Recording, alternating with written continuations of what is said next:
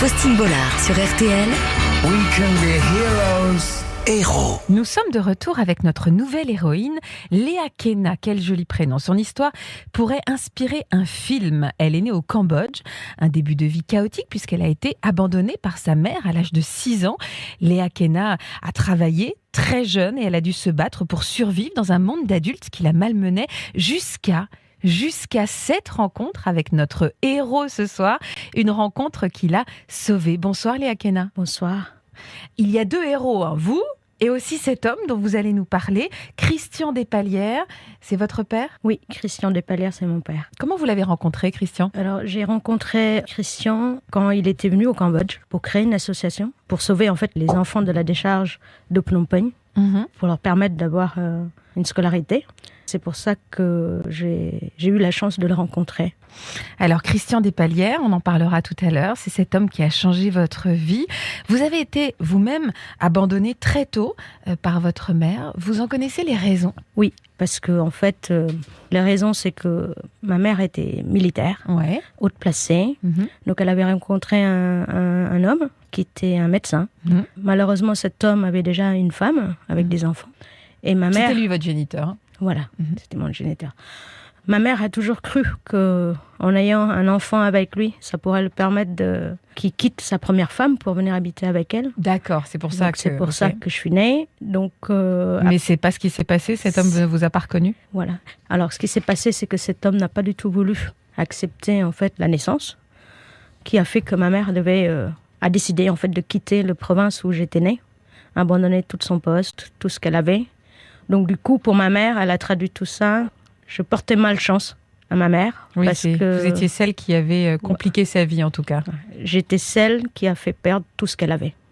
Vous avez des souvenirs de la vie avec votre maman, Léa Kena ? Des souvenirs que j'ai avec elle, c'est que des souvenirs de souffrance, de maltraitance. Quel genre de maltraitance vous avez subi ? Elle m'a toujours dit que j'étais quelqu'un qui portait malchance. Elle m'avait fait travailler. Quel travail vous faisiez aussi jeune ? Alors, je pouvais aussi travailler dans la rue, de vendre des choses. À quel âge vous faisiez ça ? Alors, là où je me rappelle, je pense que je dois avoir plus de 6 ans. 6 ans et demi. Vous vendiez des choses dans la rue à 6 ans ? Je vendais déjà des choses dans la rue à 6 ans. Un peu plus tard, ma maman m'a aussi vendue, m'a prostituée. On va y aller directement. Pour son gain, mais je pense que c'est aussi pour se venger. Le fait de dire que j'étais quelqu'un qu'elle détestait, parce que c'est pour elle, de me voir, c'est que la perte. Donc il fallait qu'elle se revanche sur moi, que ça lui fasse bien. Elle se vengeait de vous ? Elle se venge de moi, elle me l'a dit. Donc voilà, c'est comme ça qu'elle a pris les choses. Est-ce que vous aviez un vrai logement, toutes les deux ? Quand on est arrivé à Phnom Penh, on n'avait pas de logement. On avait un lit devant une maison de quelqu'un qui a bien voulu qu'on mette un lit devant chez eux.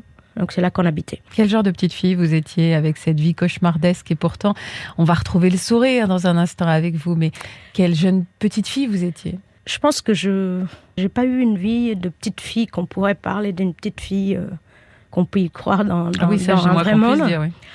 Il fallait vraiment que je me batte pour vivre, pour manger, pour survivre. Et j'allais dire, des fois, à me battre, je mettrais mon expression personnelle, le fait de dire que je me battais comme un chien, en fait, pour vraiment survivre. Et le mot survivre est quelque chose de très important en moi, de ce que je me rappelle de mon enfance. Pour ceux qui n'ont pas la chance de vous avoir en face d'eux, vous serrez le poing. Là, vous me dites, il a fallu que je me batte pour vivre. Oui, je me suis battue pour survivre. Alors, on va se retrouver dans un instant. Je sens votre émotion, Léa Kena. On va se retrouver tout de suite, peut-être, parce qu'on va apercevoir une lumière ensemble, celle de cet homme qui a débarqué dans votre vie, dont vous allez nous parler, et qui va changer ce destin effroyable que vous êtes en train de nous décrire. À tout de suite sur RTL, avec une grande émotion ce soir. Faustine Bollard sur RTL. We can be heroes. Héros. Nous sommes de retour avec Léa Kena sur RTL. Il y a quelques instants, Léa Kena qui nous expliquait avec beaucoup d'émotion l'histoire de sa naissance, ses premières années ô combien difficiles auprès de ces adultes maltraitants. Une petite fille qui a dû travailler dès l'âge de 6 ans pour survivre jusqu'au jour où un homme va faire irruption dans votre vie. Qui était cet homme ? Alors cet homme, il s'appelle Christian Despalières. Donc en fait, on parle de Christian Despalières, mais en fait c'est Christian et Marie-France Despalières. C'est mes parents adoptifs qui sont arrivés pour me sauver la vie en fait. En fait, ils sont à la tête d'une association. En tout cas, ils ont décidé de monter une association avec un programme pour remettre les enfants à l'école. Voilà la présentation dans la bouche de Christian Despalières de sa motivation. On avait vu dans les rues de Phnom Penh des tas d'enfants qui fouillaient dans des ordures qui traînaient dans les rues, là. Et nous ont parlé d'un endroit où ils travaillaient beaucoup. Là, je suis arrivé avec eux sur une énorme décharge, infecte décharge. Ça a été le choc, c'était horrible à voir. J'avais des cauchemars de ça, jusqu'au moment où on a commencé avec Marie-France à pouvoir les aider. Ils ne demandaient qu'un repas par jour. Et aller à l'école, comme les autres. Cette association pour le sourire d'un enfant qu'a créé donc Christian Despalières. Vous vous souvenez de la première fois où vous l'avez vu, cet homme ? Oui, la première fois que je l'ai vu, en fait, il était arrivé auprès de Pont de Stominche où j'habitais. C'était lui qui allait directement sur place pour faire les sélections ou des choix des jeunes qui prenaient dans le programme de PSE. Et vous avez tout de suite été choisi ? Comment ça se passe en fait ? PSE qui veut dire pour un sourire d'enfant, hein, c'est le nom de l'association. J'ai tout de suite été pris dans le programme scolaire. Ça veut dire que j'allais à l'école, mais je revenais chez moi le soir. D'accord. Donc le soir, vous habitiez toujours chez votre mère ? Donc il y a un épisode, ma mère m'avait déjà une première fois abandonnée chez des gens, soi-disant mes tantes et mon oncle, mais en fait c'était des gens qu'on ne connaissait pas du tout. Quand elle a réussi à me mettre dans le programme de PSE, elle m'avait abandonnée chez eux. Du coup, c'est comme ça que j'allais à l'école dans la journée, je rentrais le soir. Mais le soir, si elle vous avait abandonné, vous étiez chez qui ? Mon oncle et ma tante. Soi-disant ? Soi-disant. D'accord, ok. Votre mère, c'est Marie-France, c'est ça ? Oui. Finalement, ce sont les premiers adultes qui se sont montrés aimants avec vous ? C'était les premiers adultes qui ont réussi, avec beaucoup de temps passé, pour me montrer qu'ils m'apportaient autre chose que... contrairement à des adultes que je connaissais. Est-ce que vous vous êtes facilement ouverte à cette affection qu'ils ont commencé à vous donner ? J'ai mis beaucoup de temps. Parce que je méfiais beaucoup. Avec ce que j'ai vécu, c'était compliqué pour moi de s'ouvrir facilement, donc j'ai mis beaucoup de temps. Mais le temps passait et ils ont prouvé que voilà, ils étaient différents. Ils étaient vraiment là pour m'aimer. C'est dur à dire ? Je sens qu'au moment où vous dites m'aimer, vous avez les lèvres qui tremblent. C'est dur parce que c'est un passage où on tourne la page. Pour moi, je tourne la page de l'enfer à une vie. Ils vous ont aimé pour la première fois, ce sont les premiers qui vous ont apporté de l'amour. Exactement, c'est les premiers qui m'ont apporté de l'amour et qui se sont montrés vraiment que voilà, c'était des adultes responsables. Quand vous dites que vous avez mis longtemps à vous laisser approcher, c'est-à-dire que même physiquement, c'était difficile de vous prendre dans les bras ? Oui, j'étais très très sauvage. Les adultes me font peur. J'ai vraiment du mal qu'on s'approche de moi. Je faisais confiance qu'à moi. Est-ce qu'il vous est arrivé de douter de leur sincérité ? Oui. À quelle occasion ? Alors, à l'occasion où je me suis bien accrochée à eux, la confiance était établie, jusqu'au jour où ils repartaient en tournée en France pour faire de recherche de fonds. Et donc là, je suis tombée malade.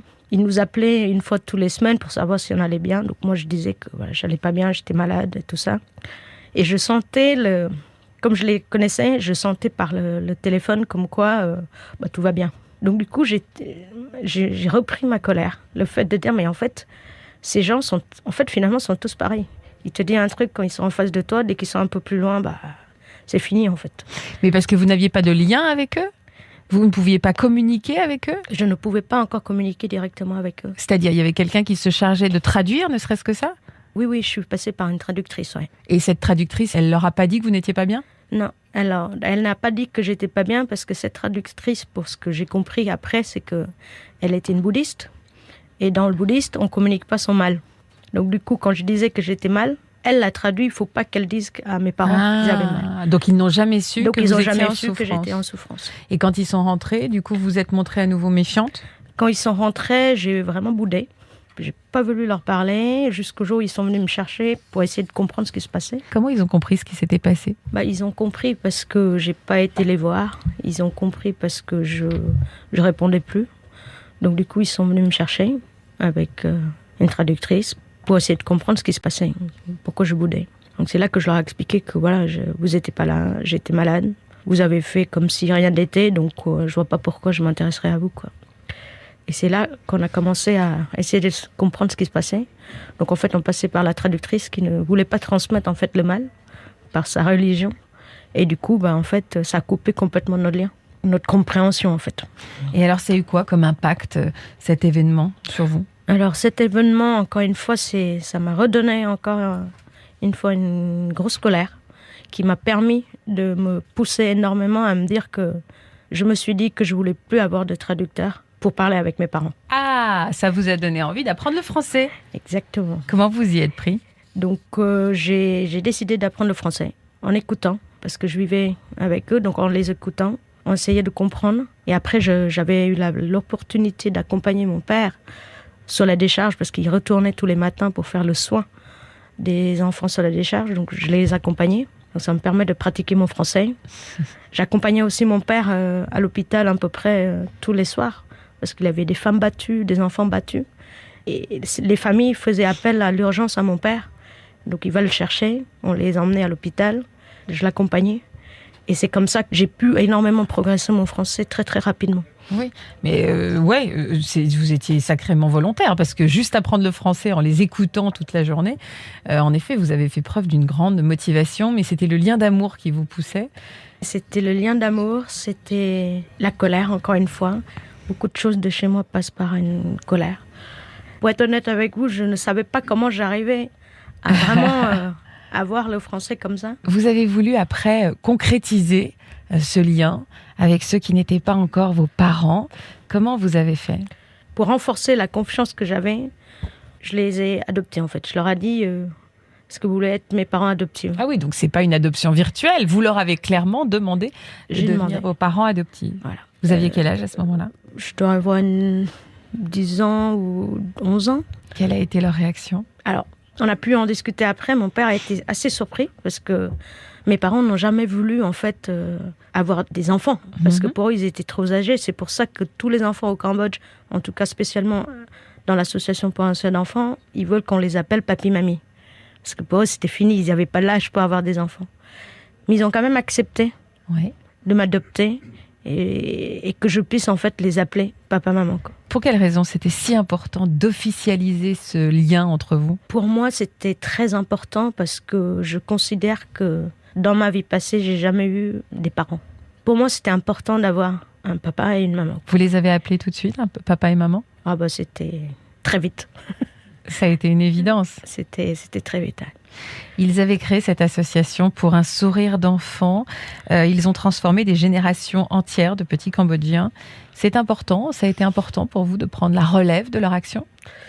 C'est très important, je veux dire, je suis très honorée de pouvoir continuer en fait cette mission qu'ils ont créée, dans le sens où je sais qu'il y a encore beaucoup de jeunes, de petits jeunes Cambodgiens qui en ont besoin de l'aide de l'association pour pouvoir s'en sortir, comme j'ai pu avoir cette chance de m'en sortir. Et donc, je pense qu'il y a encore beaucoup d'enfants qui sont dans cette attente. Aujourd'hui, vous dirigez cette association ? Oui, aujourd'hui, je suis devenue la directrice générale de PSO au Cambodge, depuis 3 ans et demi maintenant. Et donc, c'est une fierté et un honneur de reprendre cet héritage de vos parents ? C'est une grande fierté de reprendre cette mission de mes parents. Et c'est une grande fierté de pouvoir, moi, maintenant, à mon tour, donner ce que j'ai reçu pour sortir et aider d'autres enfants. Justement, pour un sourire d'enfant. Merci beaucoup, Léa Kena, d'être venue nous raconter votre histoire si émouvante, ce qui nous permet de parler de cette belle association à travers votre parcours si fort. Et on voit à quel point votre émotion est toujours palpable. Donc, on voit que vous revenez de loin. J'étais ravie de vous donner la parole. Merci beaucoup.